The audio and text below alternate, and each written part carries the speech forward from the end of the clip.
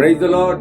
இயேசுவின் நாமத்தில் உங்களை வாழ்த்துகிறேன். உங்கள் அன்போடு இந்த காலை உடன்படிக்கை தியானத்திற்கு வரவேற்கிறேன். And you're most welcome to the cover of the day. And today is the 12th January 2026 Monday, திங்கட்கிழமை.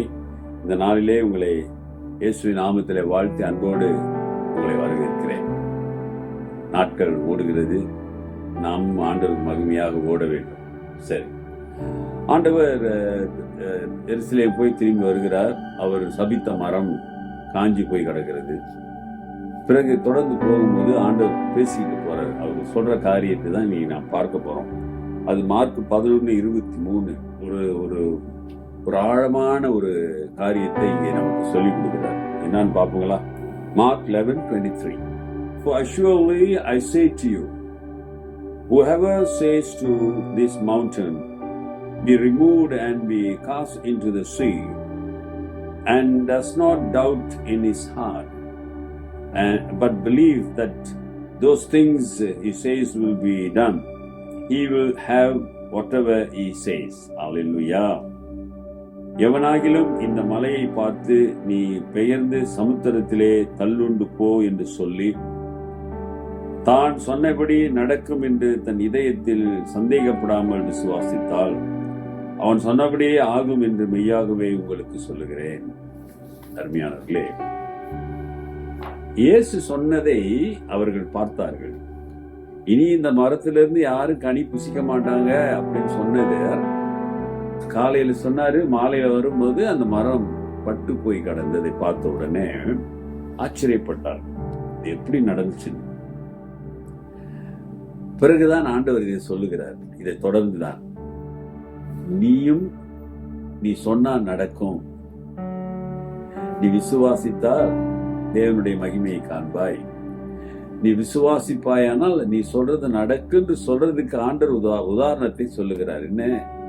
நீ உன் இதயத்திலே விசுவாசித்து சந்தேகப்படாமல் நம்பி இந்த மலையை பார்த்து போனா அது கடலை விழுன்னு சொன்னா அது விழும். நீ சொன்னபடி நடக்கும். அருமையானவர்களே, இவர்களுக்கு ஒரு ஆச்சரியம். எப்படி இயேசு சொன்னது நடந்தது? ஒரு மரம் பட்டு போவது என்பது லேசான காரியம் அல்ல. அது பட்டு போவதற்கு ஒரு 3 நாள் 4 நாள் எடுக்கும். ஆமா தானே? ஏசாமி சொல்லிட்டு போயிட்டாரு, சாயந்தரம் வராங்க, அந்த மரம் காஞ்சி போயிருக்கிறது.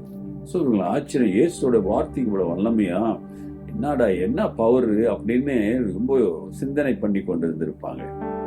அப்பதான் ஏசாமி சொல்றார், உங்களுடைய வார்த்தைகளுக்கும் வல்லமை உண்டு. யாருக்கு? இயேசுநாதரை பின்பற்றுகிறவர்களுக்கு, இயேசுவின் நாமத்தை பயன்படுத்துகிறவர்களுக்கு. What Jesus is trying to say through this word, if you have a little faith, strong faith, and if you believe, நீ விசுவாசித்த இதயத்தில் சந்தேகப்படாம நான் அவரை தொட்டால் குணமாவேன் என்று அவள் விசுவாசித்தார். நீ ஒரு வார்த்தை சொல்லும் நடக்கும் என்று அவன் விசுவாசித்தான். தாவீது குமாரனே என்று தெரிந்தவுடனே நான் பார்வையடைய வேண்டும் என்று விசுவாசித்து கேட்டான். ஏசாமி, உன் விசுவாசம் உனக்கு சுகத்தை கொடுத்தது. அவன் பார்வையடைந்தான். அப்ப அருமையானவர்களே, ஏசாமி உன்னுடைய வார்த்தைக்கும் என்னுடைய பிள்ளையாக நீ உலகத்திலே நீ வாழ்ந்து என்னை விசுவாசிப்பாயானால் உன் வார்த்தைகளுக்கும் வல்லமை உண்டு. எவ்வளவு ஒரு ஆச்சரியமான காரியத்தை கர்த்தர் சொல்லுகிறார். அருமையானவர்களே, we are ordinary person, a sinful people, but when you accepted Jesus Christ as a personal savior and you are cleansed by the precious blood of Jesus Christ, இயேசுவின் ரத்தத்தினாலே நீ கழுவப்பட்ட ஒரு மனிதனாய் இருந்து வாழும் பொழுது, இயேசுவின் நாமத்திலே நீ விசுவாசத்தோடு கேட்கும் பொழுது கர்த்தர் அதை செய்வாராம். அந்த வார்த்தை நிறைவேறுமா? அது உண்மைங்க. ஆண்டவர் உண்மை சத்தியத்தை தான் நமக்கு சொல்லுகிறார். இன்று உலக வரலாற்றில் இன்னைக்கு இயேசுவை ஏற்றுக்கொண்டதற்கு காரணம் என்ன? நிறைய பேருடைய விசுவாசத்தை ஆண்டவர் கனப்படுத்தினார். அவர்கள் ஜெபத்தை கேட்டார். ஆகவேதான் இயேசுவை ஏற்றுக்கொண்டவர்கள் நிறைய பேர், கோடி கோடி ஜனங்கள். ஆமாதானே? அப்ப இன்றைக்கு அருமையான சகோதரனே, சகோதரியே, இந்த புது ஆண்டிலே நீ விசுவாசத்தோடு ஆண்டவருக்கு மகிமையானதை நீ கேட்பாயானால் நிச்சயம் அவர் கொடுப்பார். அவர் கொடுக்கிறதுக்காகவே தான் உன்னை தெரிந்து கொண்டார். உன்னை ஆசீர்வதிக்க விரும்புகிறார். ஆகவே ஒப்பு கொடுங்க, விசுவாசத்தோடு கொடுங்க, சந்தேகப்படாம ஆண்டவரை நம்புங்க. நீ நியாயமாய் கர்த்தருக்கு மகிமையானதை நீ கேட்பாயானால் நிச்சயம் அவர் தடை செய்ய மாட்டார், அவர் செய்வார். உன் வார்த்தையிலே அங்க அற்புதம் நடக்கும். ஜெபிப்போம். நல்ல ஆண்டவரே, இந்த காலை வேளைக்காக நன்றி.